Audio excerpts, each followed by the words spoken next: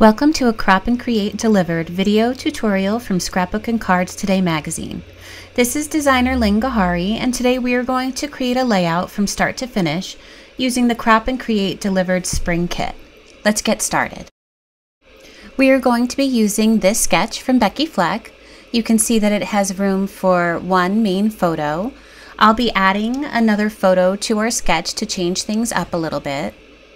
Right now I'm just starting with some leftovers from the other layouts that I've created with this kit. The main focus of this layout is to really use up those bits and pieces that I had left over from creating the other layouts with the products from this kit. So you'll see that the only full sheet of paper that I'm using is my background cardstock, which is the French vanilla cardstock from Basil Basics. Right now I'm just playing around a little bit with the placement of some of my strips of paper. I've used the Doodlebug light pink paper. It's about 6 by 6 inches square, and I've used strips of that crepe paper, wood grain, and chevron as well. I cut a circle from this hot pink paper by Fancy Pants. The circle is not perfect. It's a little lopsided on one side, and that's the way that I wanted it, because this whole layout is going to be very free-flowing. You can see that only some of my papers are placed straight using my ruler, and others are placed at an angle. The next thing I'm going to do is use my black journaling pen to add a little bit of faux stitching to my layout. Right now I'm just using the inner portion of the circle that I had previously cut as a guide. A lot of times you'll see that I will use my Spellbinders dies as a guide for creating pen stitching in a circle. It's a really easy way to make sure that you're getting a nice circle shape.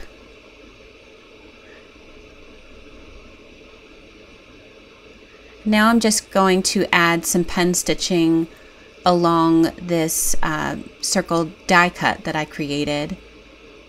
And I'm not using a guide or anything for that, so you'll see that I'm keeping my hand stationary. My wrist is firmly planted on my work surface, and I'm turning my paper as opposed to turning my arm.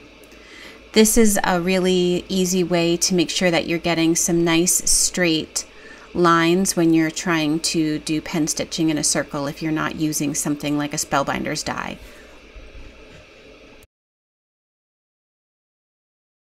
I'm going to be using 2 photos on this layout, even though the sketch only called for 1. The first is a group picture of my 2 boys and my sweet niece Gia. This was taken on Easter morning after our family Easter egg hunt. I'm also going to be using the Polaroid die cut that was an extra with the kit, and I am going to highlight a picture of my niece using that Polaroid die cut. So first I'm just going to adhere the group shot, and now I'm going to adhere the die cut and photo of my niece, and I'm going to use dimensional adhesive on the back to do that. By using dimensional adhesive on some of your photos, it's a great way to add some depth and shadows to your layout and to really make your focal photo stand out.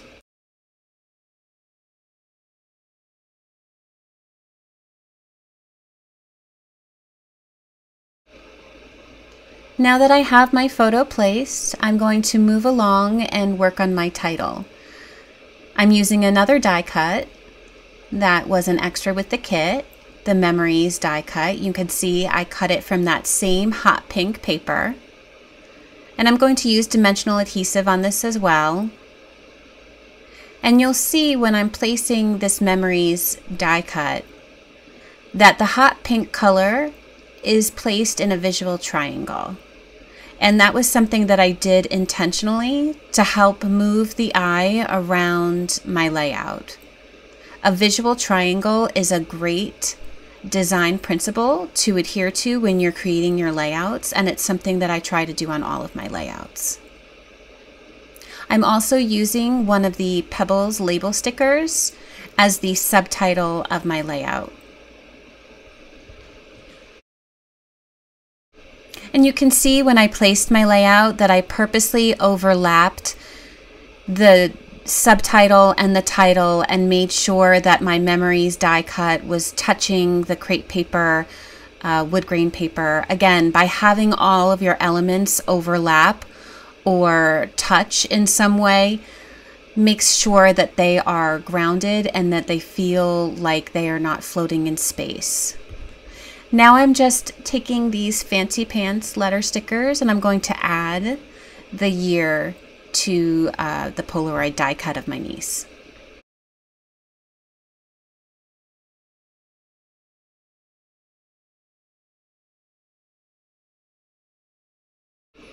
I love these little birdie clips that came with the kit, so I want to make sure I can add one to the layout. So I'm just going to tuck it up here on the upper right corner of this photo.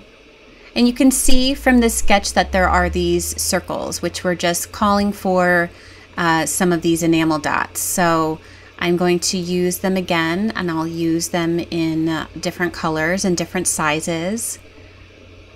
And you'll see again when I'm placing them with intention in this visual triangle. Again, it helps to move the eye around the page.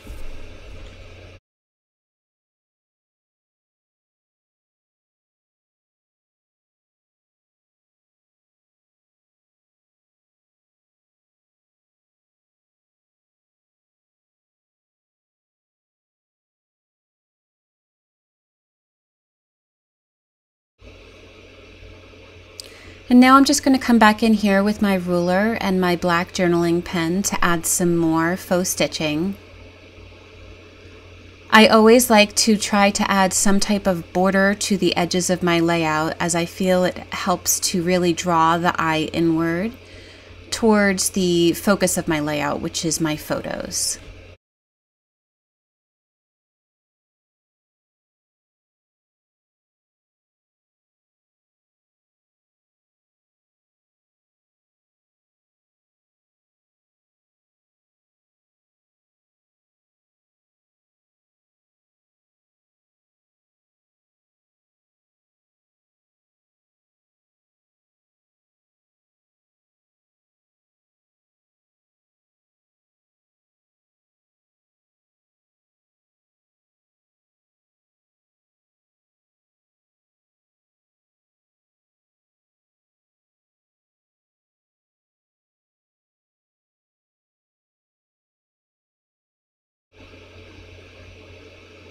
Once I have this last side done with the faux stitching, I took a look at the layout and I decided that I wanted to add another circle element near the photo of my niece.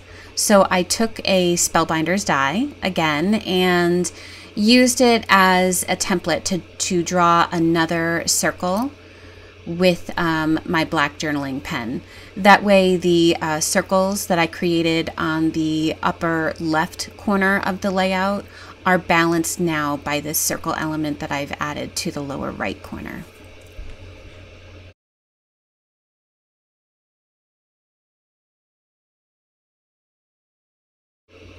And by adding circles and mixing the circles with some of the straight edges of the patterned papers, it really helps to soften things up a little bit and add some variety.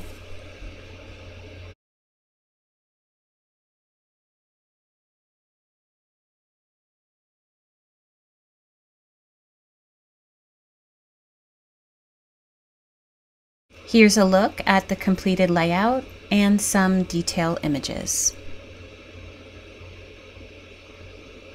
For more information about Crop and Create Delivered, please visit www.scrapbookandcards.com or www.scrapbookandcardstodaymag.typepad.com.